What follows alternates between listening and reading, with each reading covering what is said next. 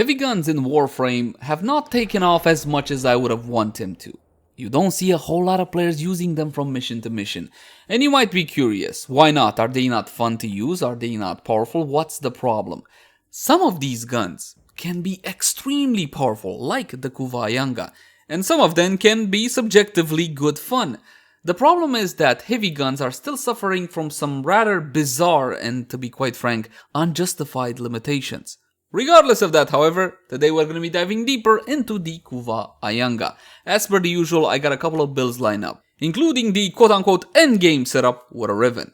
As always, my name is Leyzar, and this is the Kuva Ayanga. Let's begin by checking out how the weapon handles without any mods equipped, and for that, just a couple of free shots. Now the Kuva Ayanga is basically a glorified grenade launcher of sorts, and as you can see, you will be launching these explosive projectiles, these grenades, but they do need about 10 meters worth of flight speed to actually arm and detonate, which is fantastic if you have problem blowing yourself up. So I can do this, and as you can see, none of these will be detonating. Now you can still deal damage to yourself if you like fire and then chase the explosion, or jump, shoot, and then keep going that direction, but you really gotta try hard to damage yourself with this one. So bear that one in mind.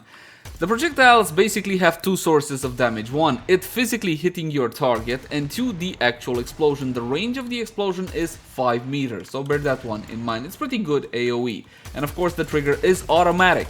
Okay, so you don't need to worry about that either. There's one issue with the weapon, well, basically two big issues when it comes to usability. One, the reload time is a bit on the lengthy side at 3 seconds, and second of all, these projectiles, as you can see, as any grenade launcher theoretically, have drop-off. Okay, the projectiles have travel speed, which is pretty low, and you also got this nasty dropping arc to them, so you gotta kind of learn to aim with this one. Now, let's jump into stats to have a closer look at what we're dealing with. Keep in mind, my friends, that this is a Kuva weapon, and because this is a Kuva weapon, it can go to mod capacity 80 out of 80 if you plug in 5 forma into it. Again, it acts like the paracesis. Every single forma you add to the weapon will increase the overall capacity by another 2. If you factor in the Gravimag and the Orokin Catalyst, of course that will be doubled up. That's the way you get to 80 out of 80. Normally you wouldn't really have to forma a Kuva weapon this many times, 5 times, to actually build it, but if you want every last drop of mastery points, and I'm assuming you do, well, you're gonna have to fully forma 5 times, so you can get to 40. You get how that one works. Anyway, keep in mind that you also will have to install a Gravimag after you install your Orokin Catalyst, because if you don't do that, you're not going to be able to use it as a heavy weapon. So bear that one in mind. As for what format to use, my friends, simply add V symbols. V symbols may be a dash. I added a, what's this again? Vazarin polarity, simply because I got a Vazarin Riven. The accuracy on the weapon is 25. It doesn't really matter when it comes to weapons such as this, because again, we don't have a negative accuracy mod or something like that. So there you go.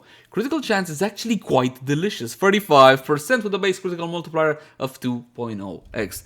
The fire rate is solid at 4.58 with a magazine of 33, but again, the issue is the reload at 3 seconds, and of course the Riven disposition for any brand new weapon, 3 out of 5, smack in the middle, with a decent status chance of 20%. Trigger auto. Impact and heat on the projectile physically hitting the target, and you got heat and blast on the projectile explosion. So bear that one in mind. It's important because again, these are two potential sources of applying a status effect. Basically, that's a huge win for any weapon such as this.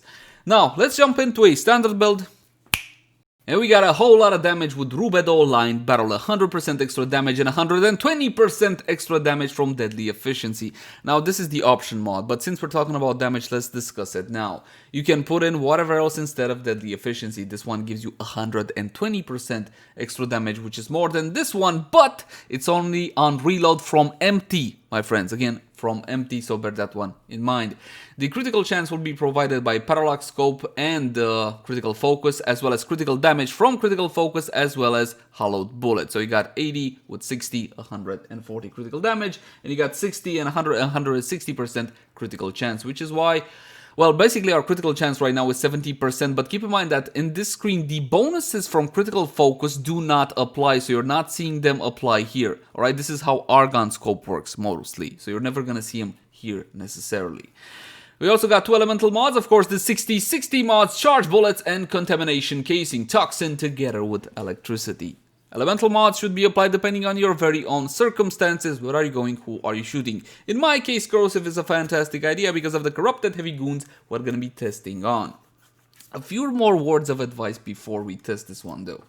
When it comes to damage, a lot of people love this mod. Sabot round, 60% damage and free punch through. Unfortunately, on a weapon such as the Kuva Ayanga, it would mean that your grenades will be going for multiple targets, dealing the impact damage, but never exploding, or very rarely exploding, okay? Basically, you're shooting yourself in the foot with punch through. This is a tremendous mod, fantastic mod that you should have for your arc guns, but not on this weapon. So, bear that one in mind. We're also going to be talking about a reload mod.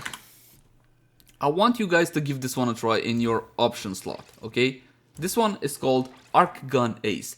On headshot kill, 50% fire rate or charge rate and 100% reload speed for 9 seconds. This is a fantastic mod that I do recommend you trying out. Right now there's not enough space, but here's what you could do, theoretically. I know a lot of you guys love gas builds, right? Everybody loves gas builds, and considering the default damage on this puppy, we can get rid of the electricity and we can just make impact gas, okay? And here we can have blast and gas. Alright, and then you can go with Arc Gun Ace if you so desire. But of course, for any gas build, you want as much toxin as possible, right? So just pile on the toxin, in which case you would probably drop Arc Gun Ace or whatever else, something like Deadly Efficiency, and go with Venomous Clip. Because again, in any gas build, you want as much toxin as possible.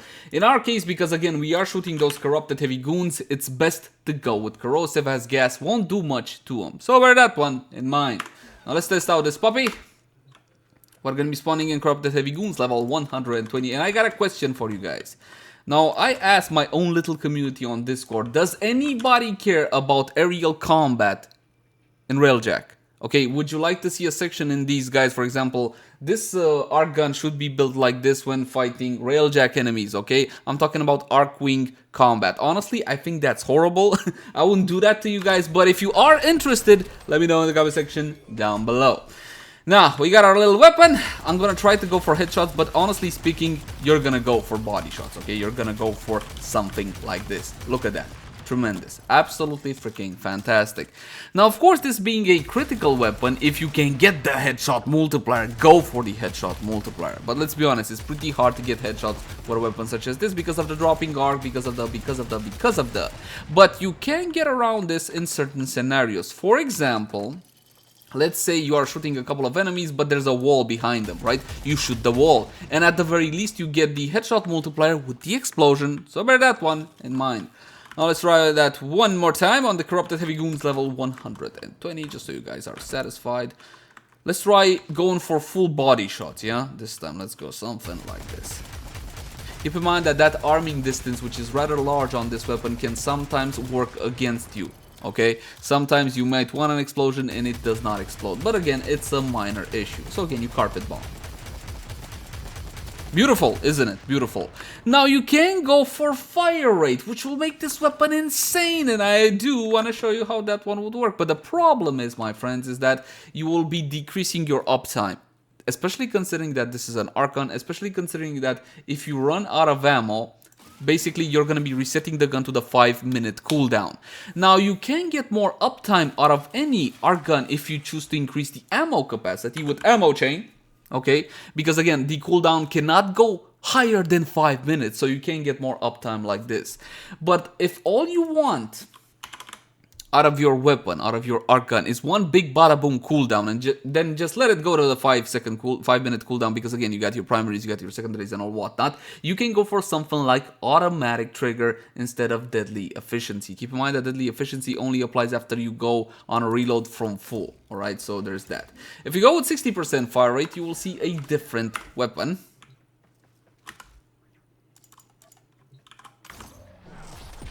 I love that AoE, it's really awesome, really useful when it comes to actually getting yourself ready in arc gun mode and all whatnot. And again, we're gonna go for body shots. How's that? Oh, come on, that's awesome. That is freaking awesome, isn't it? A lot of DPS right here. So you can go like this, you just accept the cooldown and you move on. Now, that out of the way, let's talk about Rivens. A Riven for this weapon. When I first saw the Riven that I was loaned from my friend Riven Dark, thank you, Riven, I appreciate the loaner, buddy. I saw the minus reload speed, and I thought, it's no big deal, right? I didn't know the base reload. But my friends, now I got 6.2 seconds reload, which is absolutely horrible. Don't get me wrong, the Riven is fantastic. Well, the first part of it, critical chance and toxin, especially for a, well, gas build, beautiful, isn't it? But the rest, that negative is just freaking horrible. The ideal Riven for this one, critical chance, my friends, critical damage, multi-shot, harmless, negative, if at all possible. So we're gonna go like this. Here's another question for you guys. Do you use arc guns in normal missions? My issue with arc guns in normal missions is the fact that I forget they exist. I completely forget they exist and I forget to activate them. But yes, the big bada boom cooldown is absolutely beautiful. Again, keep in mind that you do need to activate those explosions, so keep a fair distance from your targets. The amount of damage this thing can deal is amazing, but again, there are arc guns, they're supposed to deal a whole lot of damage. My reload though is absolutely terrible, so there's that. Well, my friends, there's still one more thing which we can do, bump up everything with Warframe buffs, and for that we're going to be using the ever so lovely Lady Mirage Prime. Now, when you're talking about arcanes that would benefit arc guns, you gotta keep in mind that there aren't a whole lot of arcanes, thank God, that benefit arc guns directly. For example, Arcane Rage. This one does damage, it gives you damage to primary weapons. Doesn't help me on arc guns. Here's what does help me, however, Arcane Avenger is one of the few that actually grant their benefit to arc guns as well. So bear that one in mind.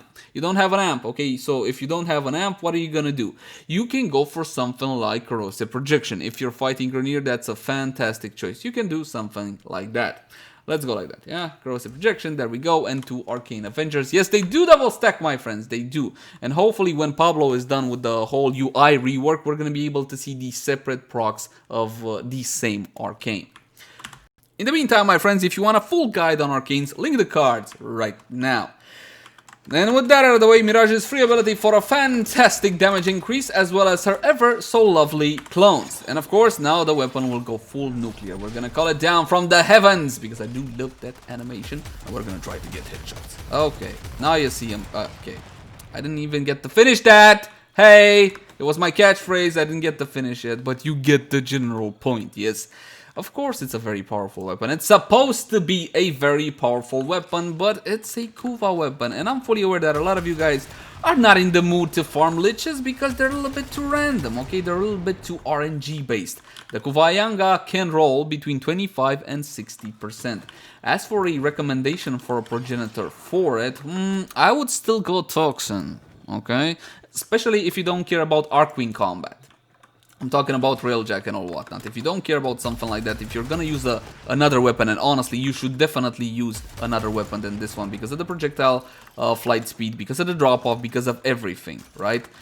Use something like the Imperator Vandal or the Curion, etc., etc. Not this one, alright? Other than that, my friends, it's a great weapon, and if you do enjoy arc guns or heavy guns, you're gonna be enjoying this one as well. As always, my name has been Leyzar. Thank you guys so much for watching. Like, favorite, share, and subscribe if you enjoyed the content. If you got any sorts of feedback for me, I would love to read it in the comment section down below. Also in the comment section down below, if you guys want to suggest any particular type of content. Now, in all honesty, I can't exactly guarantee you that it'll be done by next time, or even within a week, because these things can take a little bit of time to make. But that doesn't mean I will not be reading through each and every comment. You can also find me on Twitch, Facebook, Twitter, all the usual places. Until next time, my friends. Bye-bye.